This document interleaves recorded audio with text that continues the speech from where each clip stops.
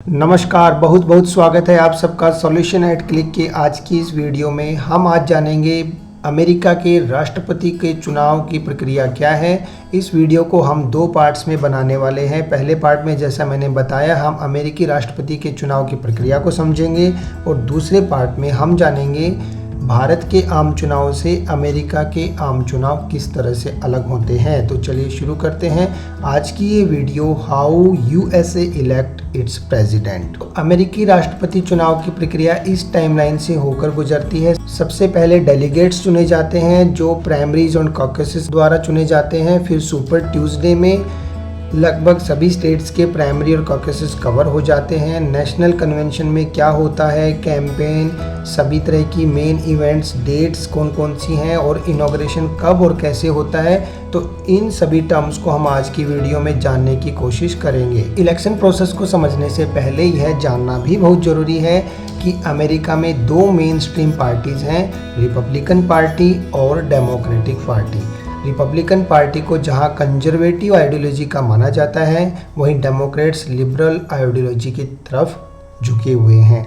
Republicans को grand old party भी कहा जाता है और इस बार के इनकम्बेंट प्रेसिडेंट हैं डोनाल्ड ट्रंप, जो 3 नवंबर को सामना कर रहे हैं डेमोक्रेटिक उम्मीदवार जो बिडेन से। यह सिंबल है रिपब्लिकन पार्टी का हाथी और डेमोक्रेट्स का सिंबल है एस, जिसको हम हिंदी में बोलते हैं गधा। तो ये दोनों सिंबल आपस में फाइट करते हैं और अल्टीमेटली मिल जाता है अमेरिका को एक राष्ट्रपति।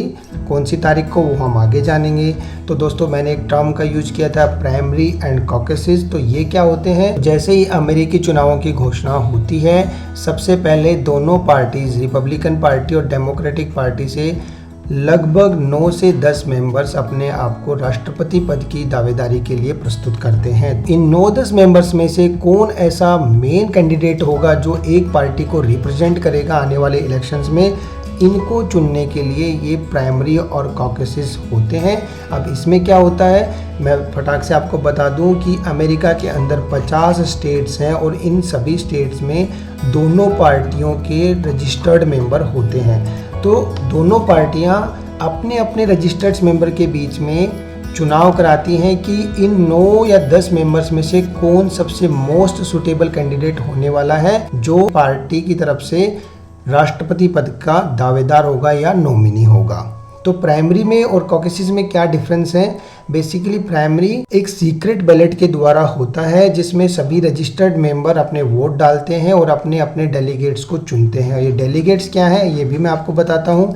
वहीं कॉकसेस में क्या होता है, इसमें सीक्रेट बैलेट नाम की कोई चीज़ नहीं होती है और ये अमेरिका के उन राज्यों में होता है जहाँ पर रजिस्टर्ड मेंबर पार्टी के बहुत कम होते हैं। वो एक इनफॉर्मल गैदरिंग में इकट्ठे होते हैं और हाथ उठाकर मोस्ट पॉपुलर डेलीगेट को चुन लेते हैं और इस तरह से प्राइमरी और कॉकसेस से मिल जाते हैं दोनों पार्टियों को अपने अपने डेलीगेट्स। और ये भी वेरी करते हैं, 2700 से लेकर अराउंड 4000 डेलीगेट्स दोनों पार्टियों के होते हैं। अब जो ये 9 से 10 पार्टी मेंबर्स मैंने बताए जो राष्ट्रपति पद की दावेदारी के लिए खड़े हुए हैं, वो कोशिश करते हैं इन डेलीगेट्स को लुभाने को, इनको अपने समर्थन में करने को, ताकि वो ज़्यादा से ज़्यादा डेलीगेट्स का समर्थन पा सके और अपनी पार्टी की तरफ से राष्ट्रपति के नॉमिनी डिक्लेयर हो सकें। तो इस तरह से आप समझ गए होंगे कि अमेरिकी राष्ट्रपति के चुनाव में इन प्राइमरी और कॉकसेस की बहुत ही महत्वपूर्ण भूमिका होती है। अब आगे बढ़ते हुए हम जानते हैं सुपर ट्यूसडे क्या होता है। तो जैसा मैंने आपको बताया प्राइमरी और कॉकसेस सभी स्टेट्स में होते हैं। तो generally many states have their primaries और caucuses simultaneously on the same day और उस डे को बोलते हैं सुपर ट्यूसडे, क्योंकि दोस्तों उसी दिन वो ट्रेंड पता चल जाता है कि इन 9 या 10 उम्मीदवारों में से कौन सा है जो उस रेस्पेक्टिव पार्टी से लीड कर रहा है और जो आने वाले समय में उनका प्रेसिडेंशियल नॉमिनी होने वाला है। और ये जनरली होता है फरवरी मार्च के महीने में। तो सुपर ट्यूसडे के बाद में फिर होता है नेशनल कन्वेंशन। इस पिक्चर में भी आप देख रहे होंगे एक स्टेडियम का ये फोटो है जिसमें एक पार्टी के सभी चुने हुए डेलीगेट्स इकट्ठा होते हैं और वो चुनते हैं अपना प्रेसिडेंशियल नॉमिनी। अब इसमें डेलीगेट्स अपनी पार्टी की तरफ से प्रेसिडेंट और वाइस प्रेसिडेंट के नाम पर मुहर लगा देते हैं और उस पार्टी का वह प्रेसिडेंशियल नॉमिनी बन जाता है। और एक टर्म और यहाँ पर यूज होती है रनिंग मेट, वो भी मैं आपको बता दूं क्या होता है। इसी नेशनल कन्वेंशन में जो प्रेसिडेंट नॉमिनी डिक्लेयर हुआ है वो अपने वाइस प्रेसिडेंट का नाम भी डिक्लेयर करता है। और सिंस रनिंग मेट का मतलब होता है साथ दौड़ने वाला साथी, तो इसी वजह से इसमें बोला गया है कि प्रेसिडेंट के साथ जो दौड़ेंगे वाइस प्रेसिडेंट, तो उनका नाम भी उसी दिन डिक्लेयर हो जाता है। और ये जनरली होता है जुलाई के महीने में। अब इलेक्शन की डेट होती है नवंबर में, तो जुलाई से नवंबर का ये जो समय मिलता है इसमें दोनों पार्टीज़ के जो नॉमिनीज़ होते हैं वो करते हैं कैंपेनिंग। इस कैंपेनिंग में वो अमेरिका के सभी स्टेट्स में जाकर रैलीज करते हैं, वोटर्स को लुभाने की कोशिश करते हैं। और ये जैसा मैंने बताया जुलाई से अक्टूबर के बीच में होता है। जैसे जनरली सभी कंट्रीज़ में ऐसा ही होता है, रैलीज होती हैं, वोटर्स को लुभाने की कोशिश की जाती है। बस जो थोड़ा सा डिफरेंस अमेरिका में है वो ये है कि दोनों पार्टीज़ के प्रेसिडेंशियल नॉमिनीज़ टेलीवाइज्ड डिबेट्स करते हैं जो टीवी के ऊपर लाइव दिखाया जाता है। ये कुल 3 टेलीविज़न डिबेट होती हैं और उसमें ये उम्मीदवार यह बताने की कोशिश करते हैं कि they are the most eligible candidate to be elected as the president of USA. Then comes the election date, और इलेक्शन डेट भी अमेरिकी चुनाव में फिक्स होती है। नवंबर के महीने में जो पहला मंगलवार आता है सोमवार के बाद, The Tuesday falling next to the first Monday of the November month will be the election date for the American presidential election। और इस दिन अमेरिका के सभी नागरिक वोट करते हैं अपने इलेक्टर्स को चुनने के लिए, यानी वो राष्ट्रपति या उपराष्ट्रपति के लिए वोट नहीं डालते हैं, वो चुनते हैं अपने प्रतिनिधि। अब आप यहाँ से यह समझने की कोशिश कीजिए कि अमेरिकी नागरिक सीधे तौर पर अपने राष्ट्रपति को नहीं चुनते हैं, वो चुनते हैं अपने प्रतिनिधियों को। और ये प्रतिनिधि फिर अल्टीमेटली किस तरह से राष्ट्रपति को चुनते हैं ये मैं आपको मैप के जरिए दिखाता हूँ कि ये है अमेरिका का मैप जिसमें सभी 50 राज्यों को दर्शाया गया है। अब इसमें आप देख सकते हैं 2 कलर्स हैं, रेड कलर और blue colour. Generally red colour दिखाता है रिपब्लिकन्स के द्वारा जीते हुए स्टेट्स को और ब्लू कलर दिखा रहा है डेमोक्रेटिक पार्टी के द्वारा जीते हुए स्टेट्स को। ऐसा कभी भी संभव नहीं हो सकता कि पूरे राज्य को एक ही पार्टी जीत ले, क्योंकि दोनों तरह की आइडियोलॉजी के लोग हर राज्य में हर क्षेत्र में होते हैं। तो ऐसा कैसे पॉसिबल होता है, यह भी अमेरिकी चुनाव की एक विशेष खासियत है। इसमें जनरली होता है विनर टेक्स ऑल। ये कैसे होता है मैं आपको समझाता हूँ। हम कैलिफोर्निया का एग्जाम्पल ले लेते हैं। इसमें टोटल 55 इलेक्टर्स चुने जाते हैं।